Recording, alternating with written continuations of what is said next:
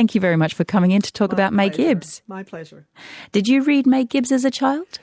Well, because I'm from America, I didn't read May Gibbs as a child, but when I reached Australia, somebody said, well, you must have this book.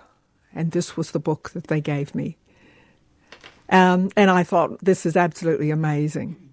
So that she felt that this was your introduction to Australia. Exactly. Take May Gibbs. Exactly. Just go into the bush and you can appreciate all the things that May Gibbs illustrated. Okay, so when you first got May Gibbs, what were you thinking as you were reading it? It's written for a child, but you were reading it as an adult? I was thinking, what excitement. What wonderful mysteries. What a sense of appreciation of the bush. Now, I was an adult reading it, so I wasn't reading into the excitement that there is of the snakes and the lizards and all of that. But I knew that this would be a book that children would love, and it would last forever, which it has. I mean, it's even in Hebrew. Is that so? I didn't know that. So has it translated around the world? It has several translations, and we received this Hebrew one about a year ago. Oh, that's great. So what is it then about, particularly Snugglepot and Cuddlepie? Of course there are others, but I think probably that's the most famous. What is it about May Gibbs's writing? Well, I think it's about friendship and adventure and taking control of your own life, appreciating what you have around you. There's all these various animals that are friends. It's sort of like a whole new adventurous world that once you close your eyes and enter it, you feel part of it. And that's what the appeal is. And in a way, it hasn't got that sanitized effect that you sometimes get with modern stories, because the story of Snugglepot and Cuddlepie starts with one of them. I can't quite remember which one it is, but they get blown away from their family. So already the small child is an orphan and is welcomed into another family, and then they run away. And so there's all of these elements of loneliness and fear and rejection, and then there are Banksia men, of course, which were terrifying. Well, it's not a sanitized story. And I think that children do appreciate the fact that they need adventure and they need that sense of being able to do things that are different, a little bit dangerous, and going off with their friends, but always coming back and knowing that there's a family there that's going to be protecting you. How does that compare with other books at the time, being able to introduce quite terrifying characters like the Banksia men? Well, there weren't very many Australian children's books at the time, so this was quite unusual. You know, you had the Magic Pudding, but that wasn't really written so much for children. So this was one of the unusual ones. And in 1916, she produced this, set of books that was little tiny books that came in an envelope about the Boronia babies and the gumnut blossom babies. And those actually just took off. The publisher had no idea of the wild, frantic frenzy of buying these books. And that was very unusual at the time. You think about it, 1916 to 1918, these 5 little books actually made her into a household name. Why were they picked up with so much enthusiasm, do you think? Well, I think that people appreciated the fact that they lived in a country that didn't have a lot of people, but they needed something that made them feel, this is Australia. Those books were so Aussie. They had the flowers, they had the settings, everything about them said, this is Australia, this is who I am. So you could feel proud that you had a book that was really specifically for you. And parents loved reading these to kids. I suppose it was an element as well of escapism, because during that period it would have been quite a depressed, quite an anxious period during the war years. Well, exactly. Well, she created all sorts of merchandise too, which was very interesting. Everything from you could have a cushion, you could have postcards, you could have a height chart, coat hangers, dolls, you name it. I mean, she was probably one of the first Australian children's authors and illustrators to be merchandise. Yeah, well, that's interesting because everything you've just named there, the height chart and the coat hangers, you can get for Peppa Pig now. Yes, that's right. So she was one of the first to do it. She was, absolutely. And she never really realized that she would actually go on to write books. And it was these first little tiny Boronia babies and gumnut blossom babies that made her realize there was more than just these bookmarks. There's more than cushions. And then her books just took off. Yeah.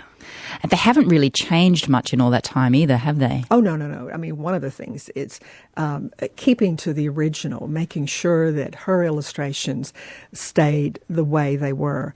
There are quite a number of versions that are not as true to the original, and those are very controversial these days. Like, oh, no, May Gibbs can only look a certain way.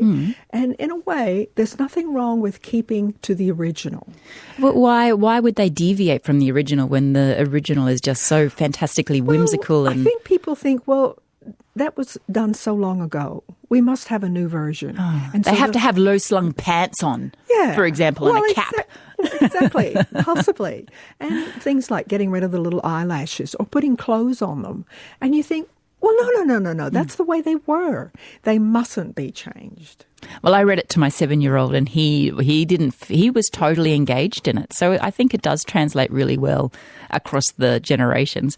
My guest is Dr. Belle Alderman AM, Emeritus Professor of Children's Literature, and she's also the Director of the National Centre for Australian Children's Literature. And you have a special event coming up, An Evening with May Gibbs. Tell us about that. We have a very special event because we're going to have someone who's going to be donating original artwork to the centre, which was created, we think, about 1915. So that's pretty amazing. Yeah. And it comes from one of the Gum Blossom Babies, one of those 5 books that really made her name. And so we are highly anticipating that. And the person who's going to be, we're having 2 people speaking. One is Jane Brummett, who knows absolutely everything there is to know. She's written a spectacular book about her. But she also has lived and breathed it. She has a relative that's related to the family. And she says when she was a child, she just pored over those books. So she's a living, breathing example of someone who's loved her all her life. We also have Tanya McCartney, who's just about to start writing a book about May Gibbs for very young children. And there will be that presentation. So what's the artwork that you're receiving? Well, it's a preliminary artwork for the published book Gum Blossom Babies that came out in 1915. So what it will be is it's a finished piece of art, but it was a preliminary one. Perhaps it didn't quite make it into the book, or maybe there was something she wanted to change about it. But preliminary works of art are extraordinarily wonderful to have. So we're terribly excited. Where is it going to go in the centre?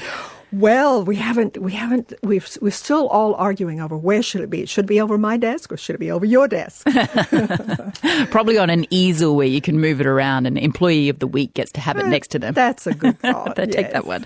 So people are able to come? The public is able to come? We would love for them to come. It's right in the heart of Canberra at Alia House, which is in Deakin. Anybody who wants to register could register for the, I'll just spell it out. It's NCACL event, which basically stands for our name. Oh, yes, National Centre for Australian yahoo.com, and then you're automatically registered. You just go in and put your name down. We also have those details here at the ABC, so you can give Jeanette a call if you like, 1300 681 666, and she'll be able to point you in the right direction. It is a ticketed event. It is a ticketed event, and we have about 10 places left, so hurry. People will be getting on the phone straight away, wanting to get in contact with that. So, and where does May Gibbs fit now? We still have the books. I haven't seen a May Gibbs cushion on sale recently. Is it still rolling along with? Well, in the last 10 years, there have been 4 books about crafts that you can make. So you can make jumpers and cushions and so forth. So there still is that abiding interest in how can I bring May Gibbs into my house, into my life, into my children's lives. So it's still around. It's still possible. You can go to her home, which is a museum in Neutral Bay called Nutcote. She lived there for 44 years. It's now owned by the City Council of Sydney.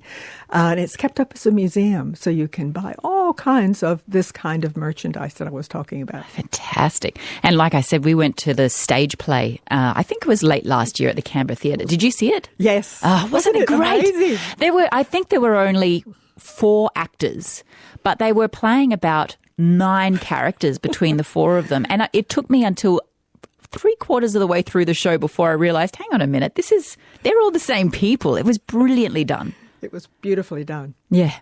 Sadly, you can't go and see it now. So if you're listening and going, I would like to see that. It was last year, but maybe if it comes back, you'll be able to get a chance to go and see it. We've got a call from Jane, who has called to say she has a first edition given to her by her grandmother. Oh, what a lucky person. Belle's wondering, sorry, Jane is asking, I'm looking at Belle's face. She's like, wow, that looks good. That's great. But Jane wants to know if it's valuable, do you think? Oh, it would definitely be valuable. Definitely. She could look it up on ABE Books, which is a website, and that will, she can put in the details of her book, and it will probably tell her what it's worth. Okay. Oh, that's great. Great resource. Thank you very much. You're welcome.